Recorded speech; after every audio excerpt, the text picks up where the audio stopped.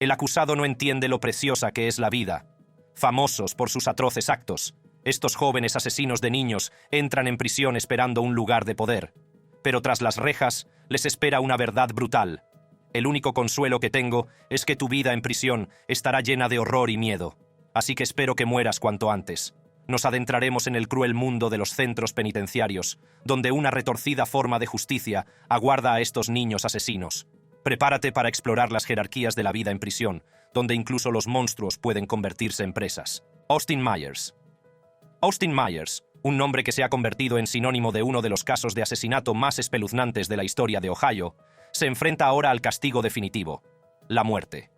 Con solo 19 años, Myers fue condenado a muerte por su participación en el brutal asesinato de Justin Buck, de 18 años. Se trata de un caso muy sonado, no solo por sus truculentos detalles, sino también por el marcado contraste en la condena entre Myers y su cómplice, Timothy Mosley. La idea de que no tiene valor como ser humano, así que mejor eutanasia. Austin Myers y Justin Buck compartieron una historia que comenzó en los pasillos de su escuela secundaria en Waynesville, Ohio. Ambos nacidos en 1995, eran amigos de la infancia y asistían a las mismas clases en séptimo y octavo curso. La historia da un oscuro giro el 24 de enero. Myers, movido por el deseo de conseguir dinero rápido, se acercó a otro conocido, Timothy Mosley, con una proposición. Myers se había enterado de que el padrastro de Justin Buck, Mark Cates, guardaba una caja fuerte en su casa que creía que contenía $20,000 y una pistola. El 27 de enero de 24, Myers y Mosley se dirigieron a la casa de Buck en Waynesville con la intención de robar la caja fuerte. Sin embargo, al darse cuenta de que Buck estaba en casa, abortaron su plan y se marcharon.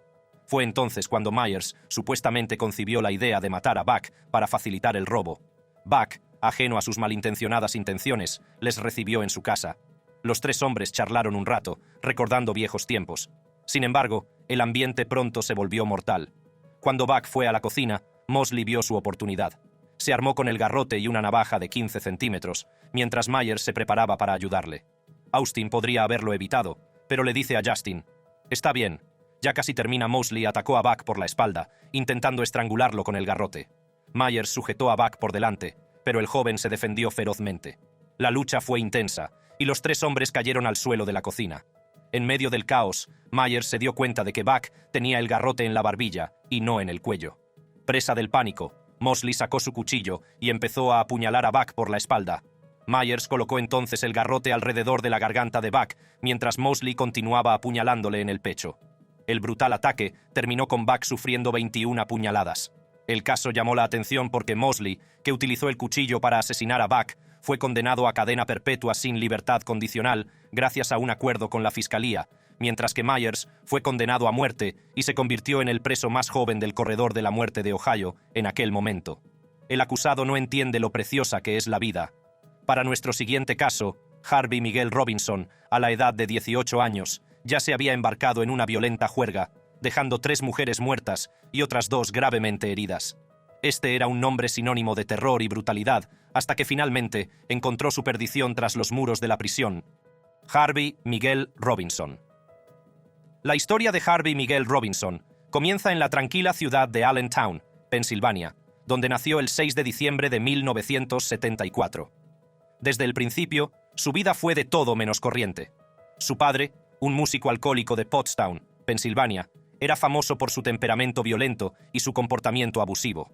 La madre de Robinson se llevó la peor parte de estos abusos, tanto física como emocionalmente, hasta que finalmente abandonó la familia, buscando refugio del implacable tormento. En agosto de 1992, a la edad de 17 años, Robinson cometió su primer asesinato conocido. Su víctima fue Joan Burkhart, una auxiliar de enfermería de 29 años. A pesar de su corta edad, la capacidad de Robinson para la violencia estaba ya plenamente formada y no mostraba signos de detenerse. Entre el asesinato de Burkhart y el de su siguiente víctima, Robinson fue detenido por robo y cumplió 8 meses de prisión. Esta breve estancia entre rejas no sirvió para frenar sus tendencias violentas. De hecho, pareció avivar su deseo de control y dominio. Tras su puesta en libertad, Robinson no tardó en reanudar sus mortíferas actividades. En junio de 1993, Robinson atacó de nuevo, esta vez a Charlotte Schmoyer, una repartidora de periódicos de 15 años del Morning Call. Schmoyer, estudiante del Instituto Deerhoff de Allentown, fue secuestrada mientras repartía periódicos. Su cuerpo fue encontrado más tarde en una zona boscosa, con las marcas de un salvaje ataque. Apenas un mes después, en julio de 1993, Robinson se cobró su tercera víctima, Jessica Jean Forney, una abuela de 47 años. Forney fue encontrada muerta en su casa, víctima de otra brutal agresión. El patrón de violencia era claro, y las autoridades estaban desesperadas por detener al autor antes de que pudiera atacar de nuevo. Esencialmente, nos fijamos en lo que las posibles sanciones fueron el día en que se cometió el delito. En noviembre de 1994, Robinson fue condenado a muerte por sus crímenes. El juez instó a Robinson a considerar la donación de su cerebro a la ciencia, llamándolo el único regalo que puede dar. Había 3 sentencias posibles. Estaba la sentencia de muerte, estaba la cadena perpetua obligatoria sin libertad condicional y estaba la sentencia de tercer grado. A continuación, la historia de Marlin Joseph, un hombre condenado por los brutales asesinatos de Callada Crowell y su hija de 11 años, y durante el juicio, el abogado hizo una predicción inquietante sobre cómo su cuerpo iba a salir de la prisión en un ataúd. Marlin Joseph. Marlin Joseph. Que Dios se apiade de tu alma. El pasado de Marlin Joseph es un complejo entramado de lazos familiares, luchas personales y una vida que acabó derivando hacia la violencia. Nacido y criado en West Palm Beach, Florida, Joseph creció en un hogar que distaba mucho de ser corriente. Vivía con su madre, Robin Denson, la pareja de esta, Callada Crowell, la hija de Crowell, Kira Inglet y varios familiares más. Esta mezcla de dinámicas familiares preparó el terreno para los trágicos acontecimientos que se desencadenarían más tarde. La tensión en el seno de la familia comenzó a aumentar en los días previos al 28 de diciembre de 2017. Testigos declararon más tarde que había habido problemas previos entre Kira Inglet y una de las hijas de Joseph, que tenía más o menos la misma edad. Estos pequeños conflictos entre las niñas parecieron ser la chispa que encendió el violento arrebato de Joseph. Al parecer, había dicho a su madre que si había otro incidente, se encargaría de él. Ese fatídico día, Joseph recibió un mensaje de texto de su hija sobre un altercado con Kira. Lleno de ira y con un equivocado sentido de la protección, Joseph regresó a casa. Sin embargo, cuando llegó, los niños ya habían resuelto sus diferencias y estaban jugando juntos. Esto no sirvió para calmar a Joseph, que se fue a su habitación y leyó la Biblia, quizá buscando algún tipo de consuelo o justificación para lo que estaba a punto de hacer. Cuando Callada Crowell regresó a casa, el ambiente se volvió tenso. Los testigos oyeron a Joseph enfrentarse a Crowell, y lo que siguió fue una escena de horror inimaginable. Joseph disparó varias veces a Crowell, y mientras ella suplicaba ayuda, le asestó un tiro mortal en la cabeza. La violencia no se detuvo ahí. Joseph se centró entonces en Kira, que huyó aterrorizada de la casa. La persiguió y le disparó 5 veces, 3 de ellas en la cabeza, asegurándose de que no sobreviviera. El escenario estaba preparado para un juicio que acabaría con la condena a muerte de Marlin Joseph. La única manera de que Marlin Joseph salga de la cárcel es en una caja de pino, dijo el abogado, refiriéndose a un ataúd. La forma en que se pone en esa caja de pino es por eso que estamos aquí. Usted será confinado allí hasta una fecha seleccionada por el gobernador del estado de Florida, y en ese día, usted será ejecutado en cualquier método previsto por la ley de Florida. El mismo jurado que condenó a Joseph recomendó por unanimidad la pena de muerte, tardando 2 horas en tomar su decisión. La condena a muerte de Marlin Joseph, la primera en casi 2 décadas en el condado de Palm Beach, refleja la gravedad de sus crímenes. A continuación se presenta el caso de Amarjit Sada, el asesino en serie más joven del mundo, declarado responsable de los brutales asesinatos de 3 víctimas inocentes, todos ellos antes de cumplir los 10 años. Amarjit Sada. Amarjit Sada nació en 2008 en el pequeño y empobrecido pueblo de Mushahar, en Bihar, India. Mushahar es una de las regiones más subdesarrolladas del país, asolada por la pobreza extrema, la falta de educación y el acceso limitado a los servicios básicos.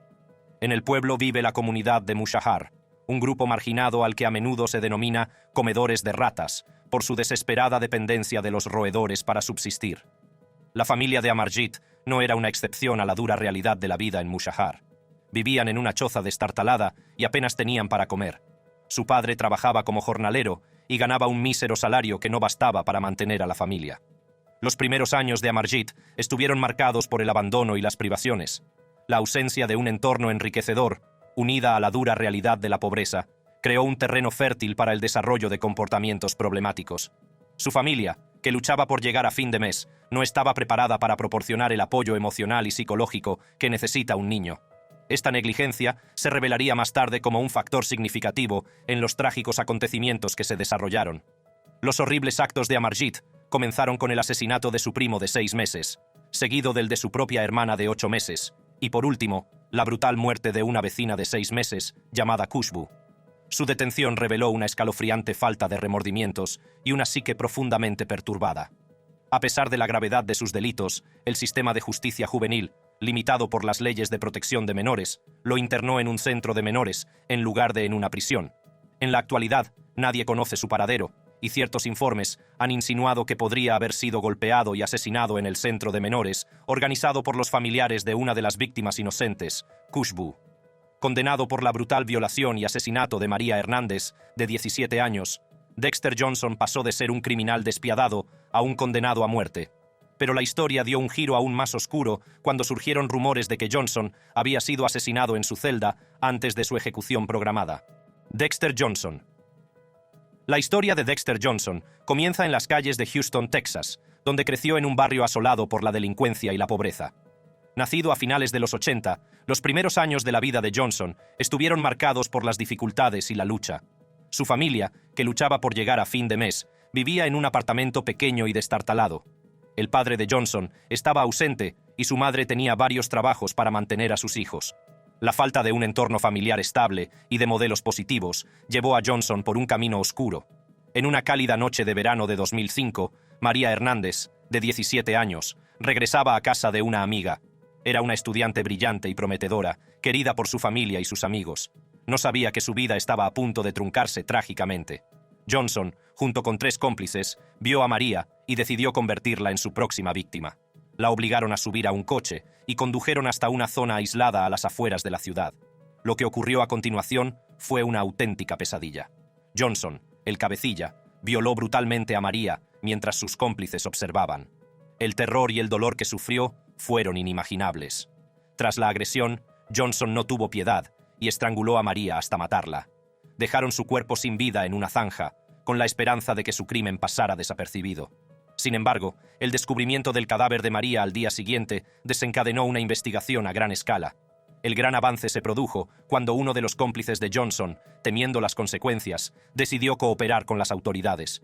Proporcionó información crucial que condujo a la detención de Johnson. Las pruebas de ADN recogidas en el lugar del crimen implicaron aún más a Johnson, sin dejar lugar a dudas sobre su participación en el atroz crimen. El juicio de Dexter Johnson comenzó en el año 20 y pronto se convirtió en una sensación mediática. La sala estaba abarrotada de periodistas, familiares y curiosos. La acusación presentó un caso convincente, detallando los horribles acontecimientos de aquella fatídica noche. Mostraron las pruebas de ADN, los testimonios de los testigos y los antecedentes penales de Johnson, dibujando el retrato de un depredador sin remordimientos. Fue declarado culpable de asesinato capital y el juez condenó a Johnson a muerte, una decisión que fue recibida con reacciones encontradas. Damas y caballeros del jurado, esto va a completar su servicio de jurado. Me reuniré con ustedes en la sala del jurado. Todos de pie. El tiempo de Johnson en el corredor de la muerte estuvo marcado por numerosas apelaciones y batallas legales. Su equipo de defensa argumentó que no tuvo un juicio justo y que se violaron sus derechos. Alegaron que las pruebas de ADN se habían manipulado mal y que se había coaccionado a testigos clave para que declararan en su contra. A pesar de sus esfuerzos, los tribunales mantuvieron el veredicto original y se fijó la fecha de ejecución de Johnson. Sin embargo, antes de su ejecución, Johnson fue hallado muerto en su celda en circunstancias misteriosas. Este impactante giro de los acontecimientos añadió una capa más de intriga a una historia ya de por sí trágica. A continuación veremos cómo un inocente control de tráfico condujo al asesinato del agente de seguridad pública de Oak Park, Mason Samborsky, y cómo su asesino, Jonathan Belton, recibió su merecido. Jonathan Belton. Jonathan Belton, de solo 18 años en el momento del incidente, era un joven cuya vida ya había tomado un rumbo tumultuoso. Al crecer en un entorno difícil, Belton se enfrentó a numerosos obstáculos que dieron forma a su problemática juventud. A pesar de estas dificultades, nadie podría haber predicho el trágico giro que tomarían los acontecimientos en la madrugada del 28 de diciembre de 2008. Aquella fatídica noche, Belton conducía sin carné. una infracción aparentemente menor que desencadenaría una cadena de acontecimientos con un desenlace devastador. El agente Mason Samborsky, un dedicado agente de seguridad pública de 28 años de Howell, estaba patrullando cuando vio el vehículo de Belton. En lo que pensó que sería un control de tráfico rutinario, el agente Samborsky detuvo a Belton. Durante la parada, se hizo evidente que Belton no tenía un permiso de conducir válido. En un intento de resolver la situación, el agente Samborsky accedió a llevar a Belton al complejo de apartamentos Rue Versailles, donde Belton alegó que tenía familia que podía ayudarle. Esta decisión, tomada con espíritu de clemencia y comprensión, le costaría trágicamente la vida al agente Samborsky. Al llegar al complejo de apartamentos, la situación se agravó rápidamente. Se produjo una refriega entre Belton y el agente Samborsky en el pasillo del edificio. En el caos, el agente Samborsky recibió un disparo con su propia arma. Los detalles exactos de la pelea siguen siendo un punto de controversia, ya que la defensa de Belton argumentó posteriormente que el agente se había disparado accidentalmente durante el altercado. Sin embargo, la acusación mantuvo que Belton había acabado intencionadamente con la vida del agente. Durante el juicio, se le dio la oportunidad de hablar abiertamente ante el tribunal. Ustedes saben lo que pasó, yo sé lo que pasó, el tribunal sabe lo que pasó. Los amo hasta la muerte. Y los veré pronto. Belton fue finalmente declarado culpable de asesinato en primer grado y fue condenado a cadena perpetua sin libertad condicional. El siguiente es Aiden Fucci, un chico que fue condenado a cadena perpetua por la violencia inimaginable y horrible asesinato de 13 años de edad, Tristan Bailey, así como la forma en que su comportamiento errático tras las rejas le hizo ser el blanco de sus compañeros de prisión. Aiden Fucci. Yo diría que este caso es probablemente el más difícil e impactante caso que este condado en el condado de St. John's ha dealt con. La trágica historia de Aiden Fucci y Tristan Bailey comienza en un día aparentemente ordinario en mayo de 21. Tristan Bailey, una animadora de 13 años de Durbin Crossing, en el noroeste del condado de St. John's, estaba llena de vida y promesas. Era alumna de la Academia Patriot Oaks, conocida por su energía contagiosa y la alegría que transmitía a todos los que la rodeaban. Pero el día de la madre, el 9 de mayo de 21, todo cambió. Aquella noche, Aiden Fucci, que entonces tenía 14 años, convenció a Tristan para que saliera de su casa con el pretexto de encontrarse en casa de un amigo. Las grabaciones de vigilancia captaron a los dos caminando juntos por Saddlestone Drive, cerca de la zona donde más tarde se descubriría su cadáver. Esta fue la última vez que Tristan fue vista con vida. 1 hora y 45 minutos más tarde, la misma cámara grabó a Fucci regresando solo, llevando sus zapatos. A la mañana siguiente, su familia denunció la desaparición de Tristan. Se inició una búsqueda frenética, y la comunidad se unió para encontrar a la adolescente desaparecida. Trágicamente, su cuerpo fue descubierto más tarde ese mismo día, cerca de un estanque de retención, no muy lejos de donde fue vista por última vez. El hallazgo conmocionó a la comunidad, que se percató de la brutalidad de su muerte. La autopsia reveló que Tristan había sido apuñalada 114 veces, de las cuales al menos 49 eran heridas defensivas. La brutalidad del ataque no dejaba lugar a dudas sobre la naturaleza premeditada del crimen. La investigación se centró rápidamente en Aiden Fucci, que fue detenido acusado de asesinato en segundo grado. Le dijo a su mejor amigo que quería matar a alguien para ver cómo se sentía, y quería verlos desangrarse. La investigación descubrió un cuaderno lleno de dibujos violentos y una fascinación por los cuchillos, según describieron los amigos y la novia de Fucci. Contaron que a menudo hablaba de matar a la gente e incluso simulaba degollar a su novia. A pesar de estos comportamientos alarmantes, nunca le tomaron en serio. Fucci afirmaba que oía voces cuando se enfadaba y que tomaba antidepresivos, pero estos factores no ayudaron a mitigar el horror de sus actos. A medida que avanzaba el caso, la acusación contra Fucci se elevó a asesinato en primer grado, premeditado, debido a la brutalidad del crimen. Fue acusado como adulto, a pesar de ser menor en el momento del asesinato. Lo declaró culpable del asesinato premeditado en primer grado de Tristan Bailey. A lo largo de la investigación y el posterior juicio, el comportamiento de Fucci siguió siendo errático y violento. Los informes de incidentes de su estancia en la cárcel documentaban múltiples peleas, amenazas a reclusos y guardias y posesión de contrabando.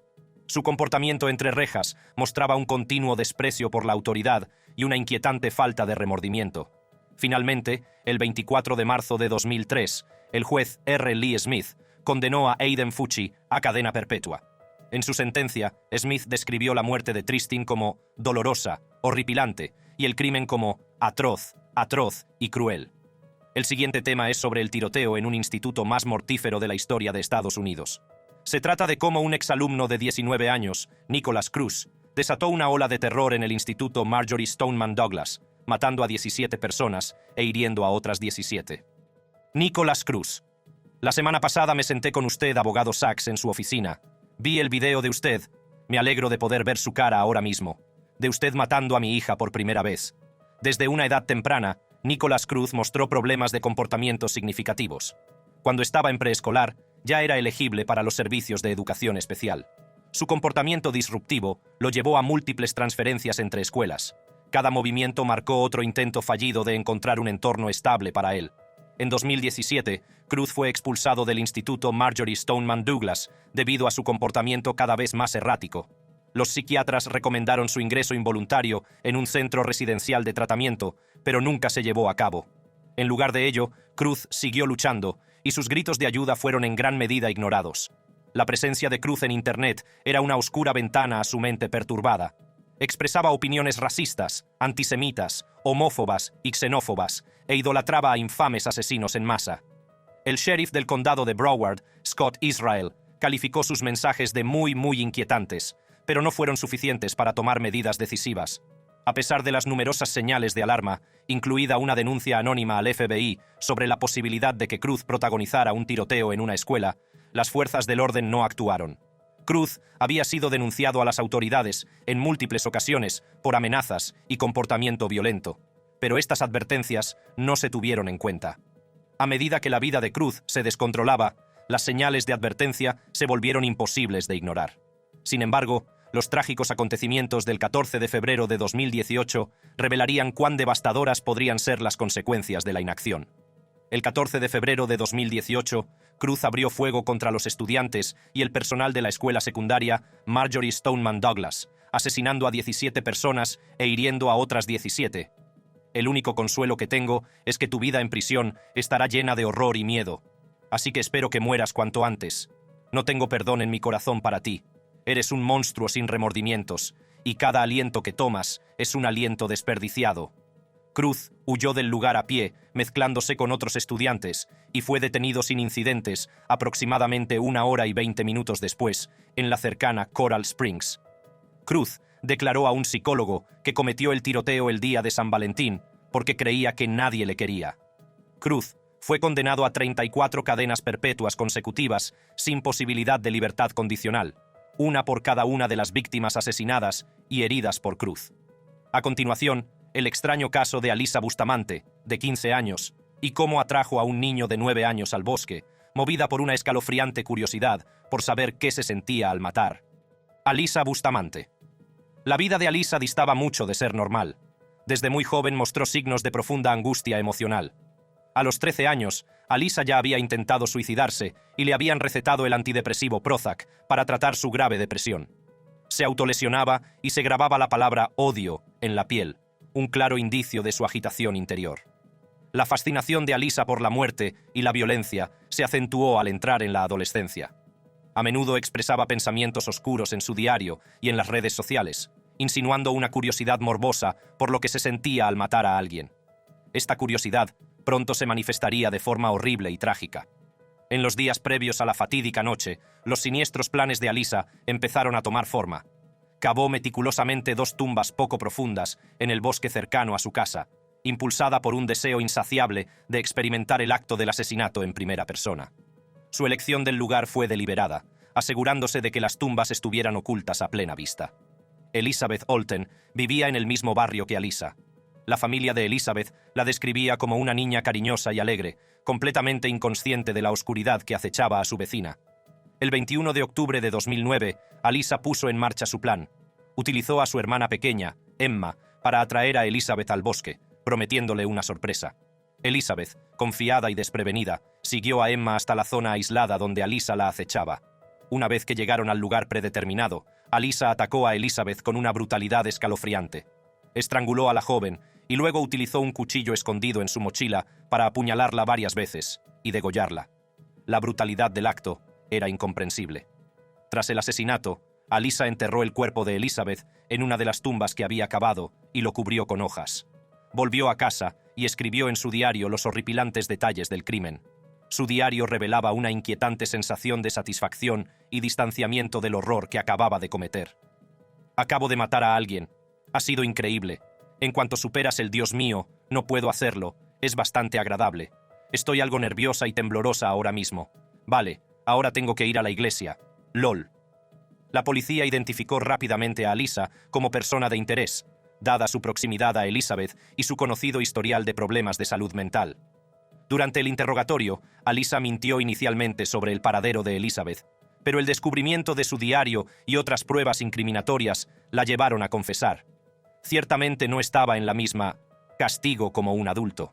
A pesar de que había sido certificada como un adulto, posteriormente fue declarada culpable de asesinato en segundo grado y acción criminal armada, y fue condenada a cadena perpetua con posibilidad de libertad condicional.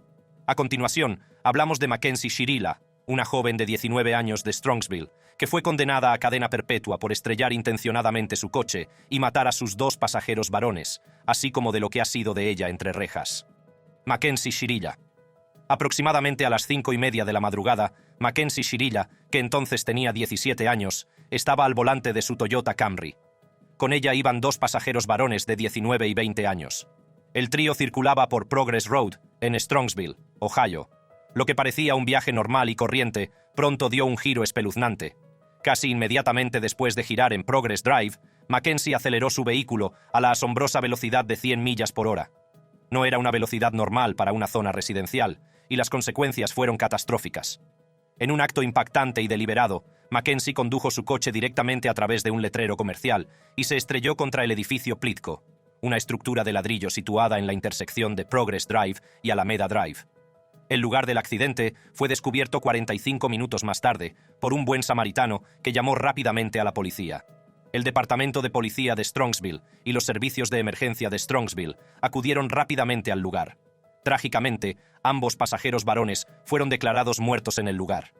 Mackenzie Shirila fue trasladada a un hospital cercano, donde fue tratada de sus heridas. A medida que se desarrollaba la investigación, las autoridades descubrieron detalles espeluznantes que pintaban un panorama sombrío de los acontecimientos que condujeron al accidente. La grabadora de datos de sucesos del Toyota, comúnmente conocida como caja negra, fue una prueba crucial. Reveló que Mackenzie tenía el pie derecho pisado a fondo, el pedal de aceleración. En ningún momento pisó el pedal del freno de servicio antes del impacto. Esta información crítica indicaba que el choque no fue un accidente, sino un acto deliberado. Ella se transforma de una conductora responsable a un literal infierno sobre ruedas mientras avanza por la calle Mackenzie. Sola tomó la decisión de conducir el coche, de conducir una ruta oscura. Una ruta que visitó unos días antes y una ruta que ella no toma rutinariamente. El examen posterior del vehículo no encontró defectos que pudieran haber contribuido al accidente. Las autoridades también descubrieron hongos de psilocibina y una balanza digital en Mackenzie. Esta revelación añadió un nuevo nivel de complejidad al caso, planteando interrogantes sobre su estado mental y sus intenciones en el momento del accidente. Los procedimientos judiciales que siguieron fueron intensos y llenos de tensión. El 14 de agosto de 23, Mackenzie Shirila fue declarada culpable de múltiples cargos. Estos incluyeron 4 cargos de asesinato, 4 cargos de asalto criminal, 2 cargos de homicidio vehicular agravado, un cargo de posesión de drogas y un cargo de posesión de herramientas criminales. Sus acciones fueron controladas, metódicas, deliberadas e intencionales. No fue conducción temeraria, fue asesinato. La sala se llenó de una palpable sensación de gravedad cuando se leyó el veredicto, y el alcance de sus acciones se hizo innegablemente claro. El 21 de agosto de 2023, Mackenzie Shirila fue condenada a cadena perpetua con la primera posibilidad de libertad condicional después de 15 años. El fiscal del condado de Cuyahoga, Michael C. O'Malley, anunció la sentencia destacando la gravedad de sus actos y la pérdida irreversible de 2 jóvenes vidas.